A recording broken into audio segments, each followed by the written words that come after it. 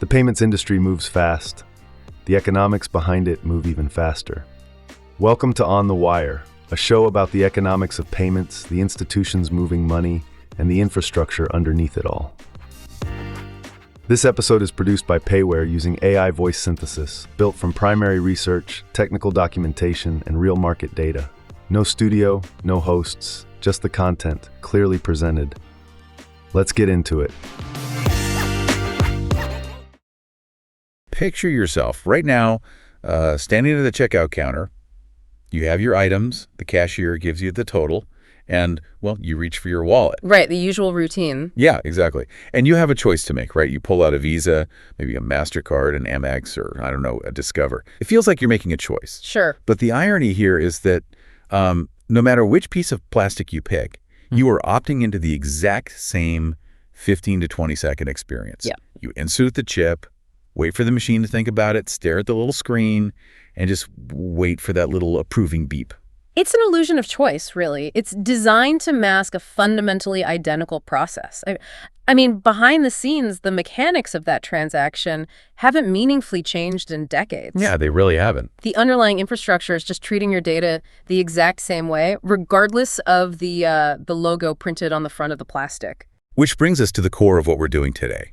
In this deep dive, our mission is to look at why that identical experience, the traditional four-card system, has quietly become like a massive trap for businesses. A huge trap. Right. We are unpacking a tectonic shift happening behind the scenes towards something called account-to-account or A2A payments. Exactly. We're going to examine how offering not just one uniform experience, but 7 distinct ways to pay methods tailored to highly specific human contexts is completely rewriting the rules of business survival.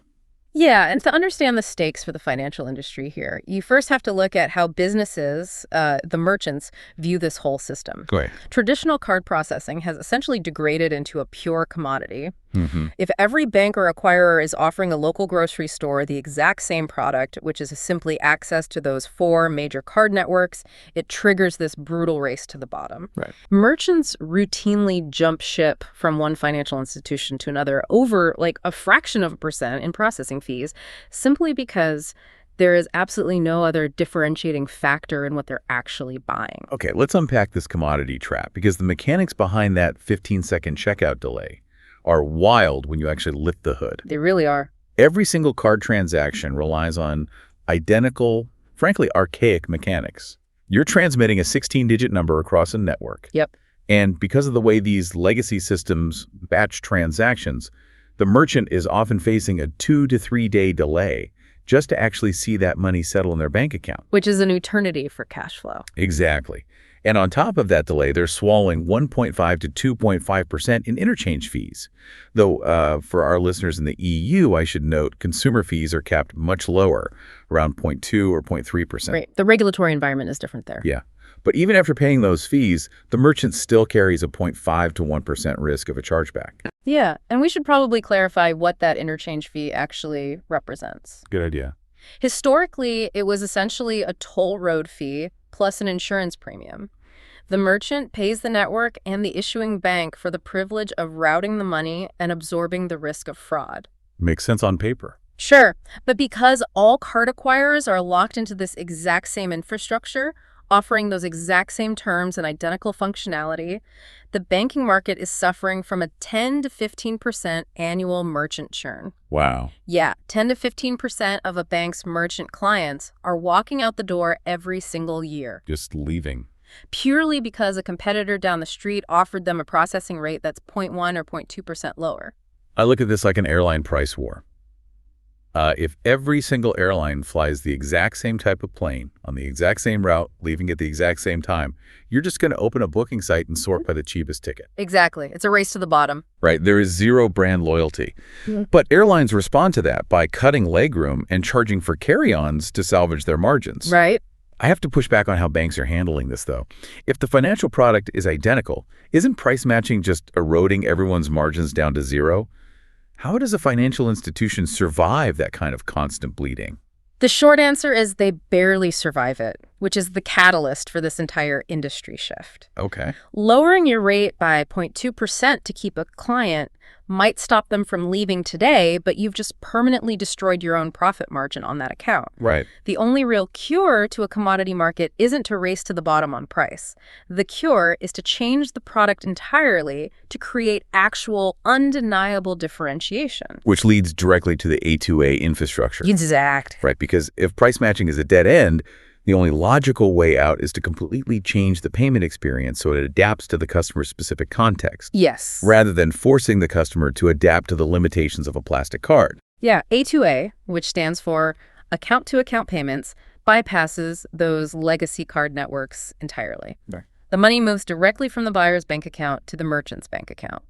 And to do this, banks and merchants use underlying software infrastructure often referred to as payware. Payware. Got it. You can think of payware as the digital plumbing that connects bank APIs securely, completely removing the need for a card network to act as a middleman toll booth. And because that middleman is removed, the transaction fees drop to around 0.5%. Right, a massive reduction. And settlement is instant, right? The money is in the merchant's account immediately, not 3 days later. Instantly, yes. But the chargeback reduction is the stat that really caught my eye in the sources. A2A drops chargebacks by 90 to 95%. It's huge. Let's make sure we define why that happens. With a traditional card, someone can steal your plastic, swipe it, and later you call the bank to dispute it. That's a chargeback, and the merchant often eats the cost. But with A2A, you're authorizing the transfer directly from your bank app, usually with Face ID or a fingerprint. Right. It is fundamentally secure at the source. Okay, so beyond the back-end savings, the method diversity is where this gets practical for you, the listener. Instead of offering one single method, A2A offers 7 different ways to initiate a payment. Yeah, the shift from one method to 7 is really a shift from a rigid process to contextual flexibility. Okay, walk us through them. Well, you have QR codes, which require literally 0 physical hardware for the merchant to set up. Nice. You have NFC, and to be clear, an A2A NFC tap uses your phone's hardware, just like a digital wallet, but it routes the request directly to the banking API via that payware plumbing, steeping the card networks. Oh, that's clever. Then you have payment links.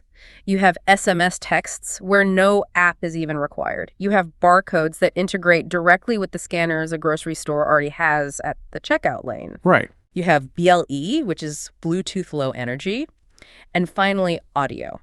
So instead of the merchant demanding a specific piece of plastic, their systems are adapting to whatever situation the consumer happens to be in. Let's focus on payment links for a moment, because the impact on e-commerce is fascinating. Oh, absolutely. The source data highlights that using direct A2A payment links for online subscriptions results in a 30% reduction in involuntary churn. Which is a huge deal for digital businesses. That solves a massive headache.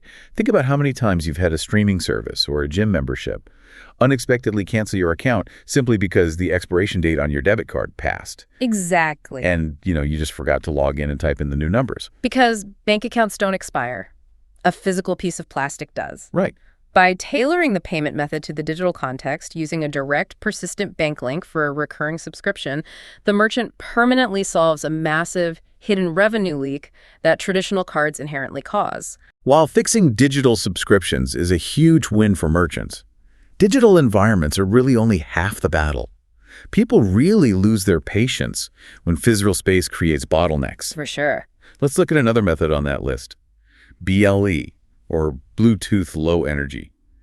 The sources focus heavily on how this is being deployed in environments like drive-thrus and quick-service restaurants. Yes, QSRs. Right. For a fast food chain, shaving even 3 to 5 seconds off a transaction during the lunch rush is often the difference between a highly profitable hour and a logistical nightmare. It is. BLE is uniquely suited for environments where speed and physical proximity are paramount. So drive-thrus, unattended vending machines, and designated payment zones. Okay. But the crucial implementation focus here, and honestly the only reason this technology actually works, is managing the distance. What do you mean? It's instrumental for the correct user experience that the distance between the payee and the payer is managed perfectly.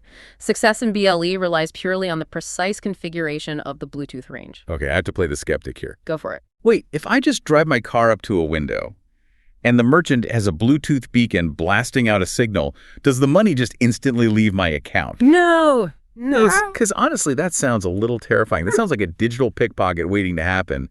Is this supposed to be a totally hands-free, zero interaction payment?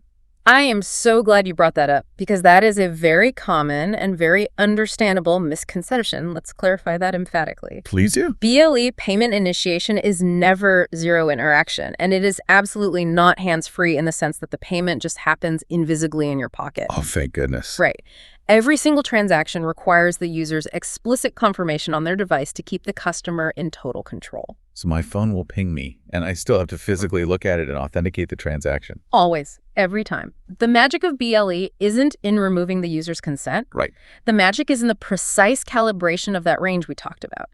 If the range is too wide, a customer 3 cars back in the drive-thru line might get prompted to pay for your meal. Which would be a disaster. Exactly. But if it's too narrow, you have to awkwardly wave your phone out the car window to catch the signal. Which completely defeats the point of saving time. Right. When the configuration is perfect, you pull up to the second window, entering a highly specific, carefully calibrated Bluetooth bubble. The merchant system recognizes your device, matches you to the specific order at that specific window, and pushes the prompt to your screen. Okay. You glance at it, hit confirm with your biometric ID like Face ID, and the payment is done directly from your bank. Wow. You save those crucial seconds of fumbling for a wallet or waiting for a chip reader, but you never surrender authorization. That makes so much more sense. It's about extreme precision to remove friction, not taking away control. Exactly. Now, BLE solves the problem of capturing a customer's intent when they are physically entering a merchant space. But what about when a customer is just sitting on their couch at home, miles away from a store? Yeah. Here's where it gets really interesting. We're seeing the rise of a method that turns the media we consume into a checkout counter. I'm talking about audio payments, often referred to as soundbite. Yeah, audio signals represent a completely different paradigm for how we interact with broadcasts. This technology is being deployed across media, live events, radio, TV, and unattended retail. I have to admit, when I first saw audio payments in our research, my mind went straight to sci-fi. Oh, really? Yeah. I assumed this was some sneaky subsonic dog whistle frequency, like a secret digital code embedded beneath a song that the human ear can't detect, but my phone's microphone secretly decodes. That is exactly what you should not assume. Okay, good to know. It is vital to understand that this is absolutely not a subsonic or secretly encoded signal.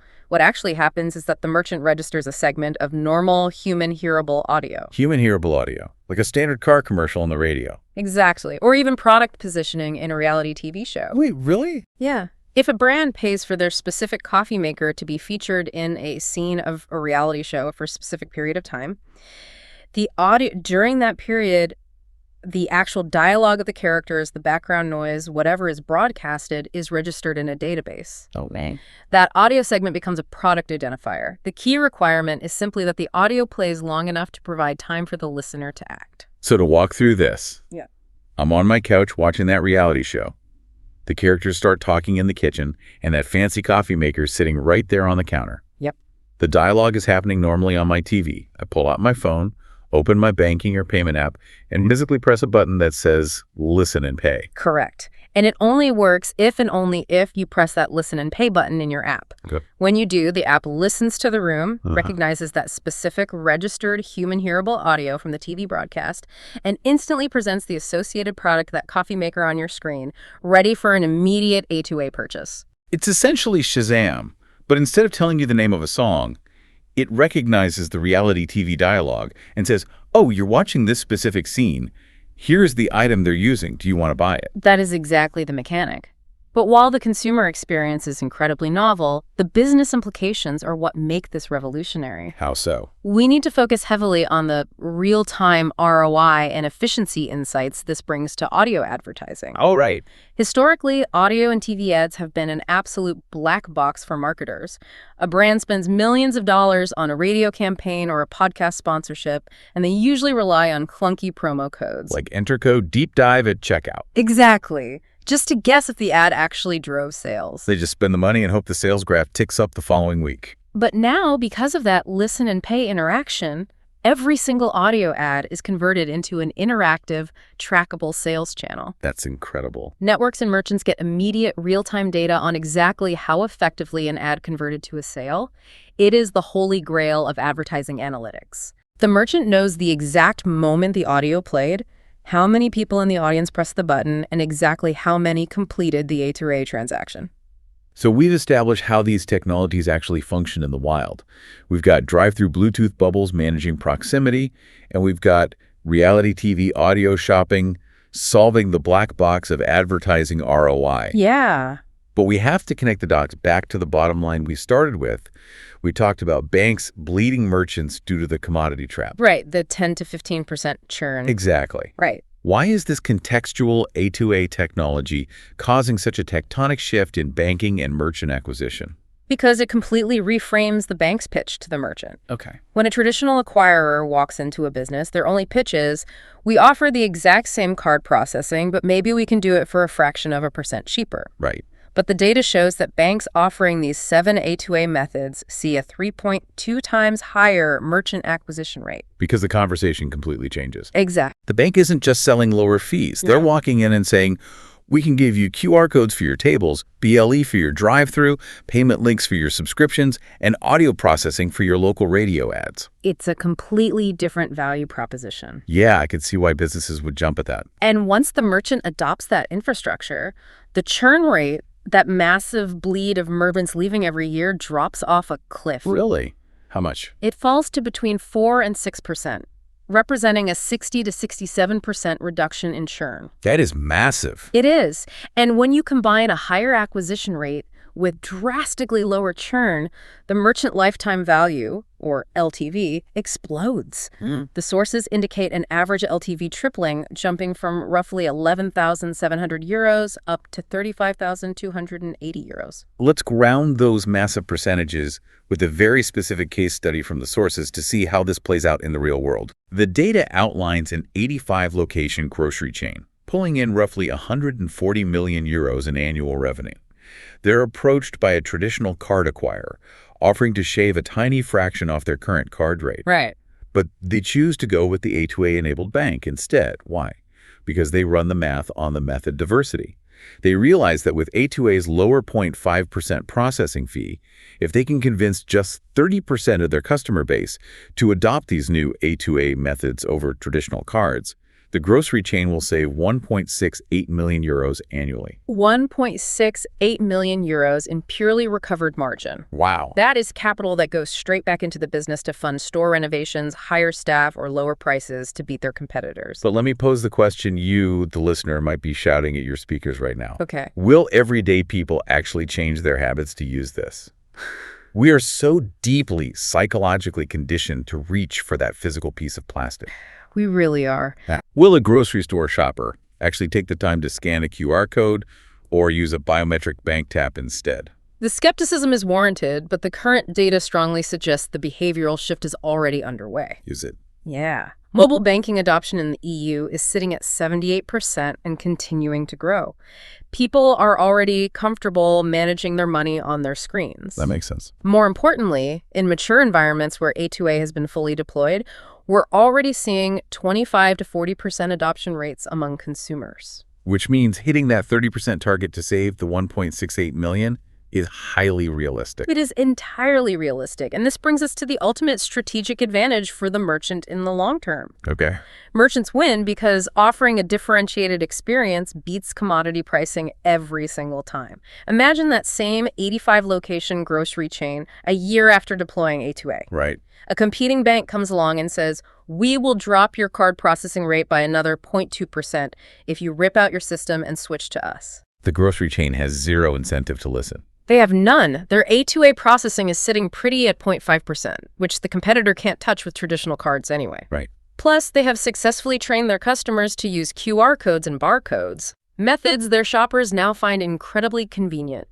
The competitor's marginal price drop on legacy card processing is completely irrelevant to the sheer utility and value the grocery store is getting from method diversity. So what does this all mean?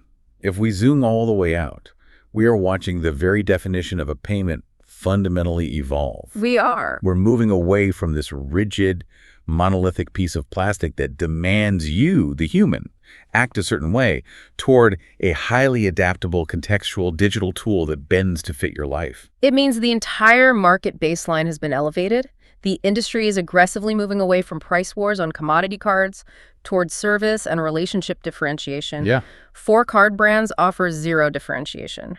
7 A2A methods offer 7 distinct contextual reasons to choose a business over its competitors. It changes the entire dialogue between a bank and a business, from how much does this transaction cost to how seamlessly can we integrate into the daily lives of your customers. Which leaves us with a final thought I want you to mull over today.